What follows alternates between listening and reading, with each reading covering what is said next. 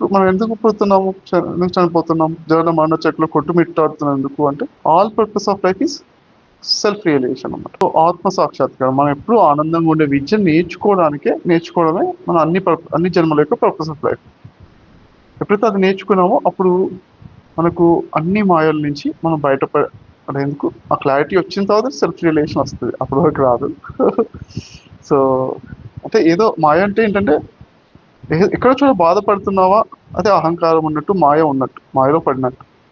ఎక్కడ బాధపడ్డా, ఓకే, బాధ అంటే భయం అనుకోవచ్చు, ఆ బాధపడితే కోపం వస్తుంది, అవును, కోపం వచ్చినా బాధపడ్డా అంతే. అది ఈ మూడింటిని జయించడమే అన్ని జన్మల యొక్క పర్పస్ ఆఫ్ ఆల్ లైఫ్స్ అన్నమాట. పర్పస్ ఆఫ్ లైఫ్ అనేది చిన్నది, పర్పస్ ఆఫ్ ఆల్ లైఫ్స్ అది ఇంపార్టెంట్. అది సెల్ఫ్ రియలైజేషన్. తర్వాత సెల్ఫ్ రియలైజేషన్ వచ్చిన తర్వాత నెక్స్ట్ ఏంటి, గాడ్ రియలైజేషన్ ఉంటుంది. అది అది మన గుడాకేష అంటే గాడ్ రియలైజేషన్ సైన్స్.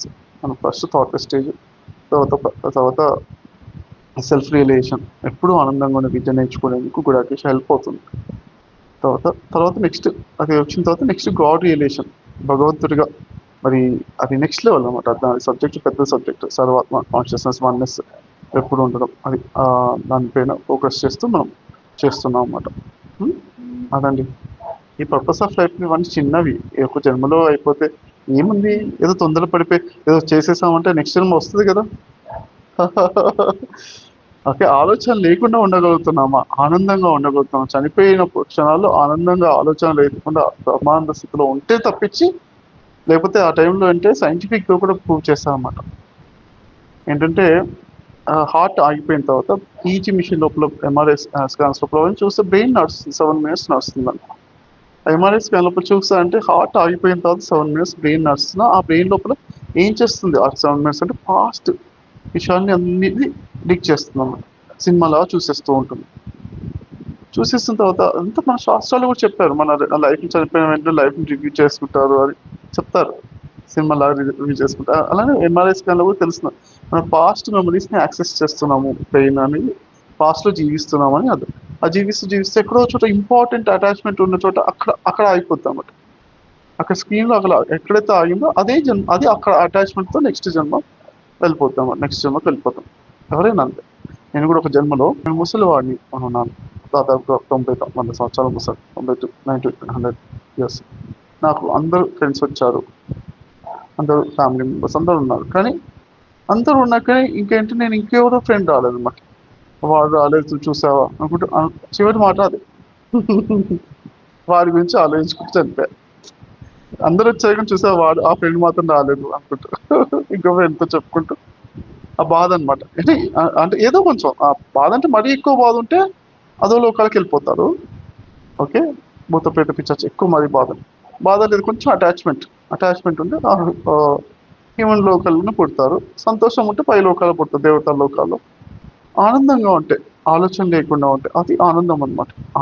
ఆలోచన ఉండవు. ఇంకా సంతోషం అంటే బయట ఎక్స్టర్నల్ థింగ్ గురించి సంతోషం, అది అంటే ఎక్స్టర్నల్ థింగ్స్ వేరే వాటి గురించి ఆలోచిస్తూ మంచిగా అనిపిస్తుంది, ఫీల్ గుడ్ ఫ్యాక్టర్ అనిపిస్తుంటే ఆ వేరే వాళ్ళ గురించి ఆలోచన ఉంది, ప్లస్ సంతోషం, అది హ్యాపీనెస్ ఉంది, అప్పుడు అది సంతోషం. ఎటువంటి ఆనందం అంటే ఇంకా అసలు ఆగిపోయాం మా థాట్స్ చక్కగా. అటువంటి స్థితిలో చనిపోయినప్పుడు ముక్తి ఉంటుంది కదా. ఓకేనా. సో ఆ విధంగా మరి ఆ ముక్తి స్థితి అంటే ముక్తి అంటే మనకు మళ్ళీ ఫ్రీడమ్. ముక్తి అంటే ఫ్రీడమ్, మనం కంప్లీట్ ఫ్రీడమ్, మనము ఏం చేయాలా ఏం చేయొద్దా. ఓకే, తర్వాత ఏంటి, ఇక్కడ మనిషి జన్మ ఏంటంటే చిన్న చిన్న కోరికలు, చిన్న బాధల ద్వారా, కష్టాల ద్వారా ఎదగడానికి మనుషుల జన్మ అనమాట. ఓకే, మనిషి జన్మ మొదటిసారి చెప్తా, బాధ ద్వారా, కష్టాల ద్వారా ఎదగడానికి ఎదగాలని నిర్ణయించుకుని మనిషి జన్మ తీసుకుంటారు నార్మల్గా. దేవతా జన్మ అంటే కోరికలు నెరవేర్చుకోవడానికి ఫాస్ట్గా, మీకు కల్పవృక్షము కామధేను ఉంటుంది అంటారు. అలా అంటే ఎన్నో కోరికలు నెరవేర్చుకోవడానికి, అది నెరవేర్చుకుని ఇంకొంచెం నెక్స్ట్ లెవెల్ ఎదగడానికి దేవతా జన్మ అంటే. నెక్స్ట్ లెవెల్ లైఫ్ అంటే బ్రహ్మలోకాలు అనమాట. మనం బ్రహ్మగా ఉంటూ ఎన్నో లోకాలను, ఎన్నో లక్షల మందిని సృష్టిస్తూ ఉంటాం అన్నమాట, పూర్ణాత్మగా మనము ఉంటాయన్నమాట అవి. ఓకే, అవి అయిన తర్వాత నెక్స్ట్ పరమాత్మ, సర్వాత్మ లెవెల్, నెక్స్ట్ లెవెల్స్ అన్ని ఇన్ఫినిట్ లెవెల్స్, ఏది కూడా తక్కువ ఏం లేదు అని. అది అంటే ఏదేదో మొత్తం ఆగిపోయి మనం ఉండిపోవడం అనే దానికన్నా కూడా ఒక ఇన్ఫినిట్గా అలా వెళ్తూ ఉంటున్నాము అనేది, అదే బెటర్గా అనిపిస్తుంది. ప్రతిసారి కూడా అదే ఒక అమ్మ కడుపులోంచి ఒక పాప పుట్టిన తర్వాత పెద్దయి ఇంకొక అమ్మ అవుతుంది కదా! మళ్ళీ ఆ అమ్మ కడుపులోకి వెళ్ళిపోతుంది కదా! అలానే మనం కూడా ఏదో ముక్తి అని చెప్పేసి ఏదో మనం ఆగిపోవడం అంటూ ఏం లేదు. మనం ఇంకా నెక్స్ట్ లెవెల్‌లో అలా ఎదుగుతూనే ఉంటూ ఉంటామన్నమాట. అలా ఎదుగుతూ వెళ్తూ ఉంటుంటాము అని చెప్పానన్నమాట. అదే ఫిలాసఫీ అంటే ఎన్నో ఫిలాసఫీలో ఈ ఫిలాసఫీని నేను తీసుకుంటున్నా. సో, అందుకే నెక్స్ట్ గుడాకేశాలందరిని గూడా అందరిని సెలెక్ట్ చేసి అందులోపల ఎవరెవరైతే కొంచెం కంటిన్యూస్ సిన్సియర్‌గా ఉంటారో వాళ్ళందరినీ నెక్స్ట్ బ్రహ్మలుగా నేను నేను ట్రైనింగ్ ఇస్తున్నాను. ఎలా అయితే రాముడు హనుమంతుల వారిని చూసి నెక్స్ట్ బ్రహ్మ అని ఆయన చెప్పారో, అలానే మనము ఈ గుడాకేశ ద్వారా అంటే నెక్స్ట్ బ్రహ్మగా ఉండేందుకు ట్రైనింగ్. ఈ దేవతా లోకాల లోపల కూడా చాలా అవి కూడా ఆ జన్మ కూడా చాలా టైం అంతా కూడా అంటే ఎన్నో వేల సంవత్సరాలు లక్షల కోట్ల సంవత్సరాల్లో దేవత జన్మలు ఉంటుంటాయి కదా.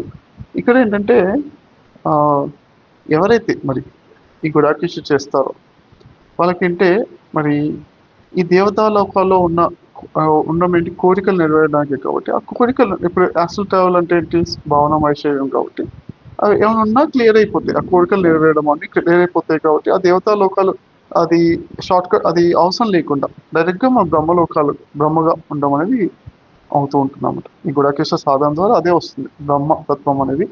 అది మీ ఎక్స్పీరియన్సెస్ ఎప్పుడైతే నాకు నాకు ఆ లోపల కనిపిస్తున్నా అప్పటి నుంచి నాకు అలా ట్రైనింగ్ ఇస్తుంటాను మీకు. ఓకేనా?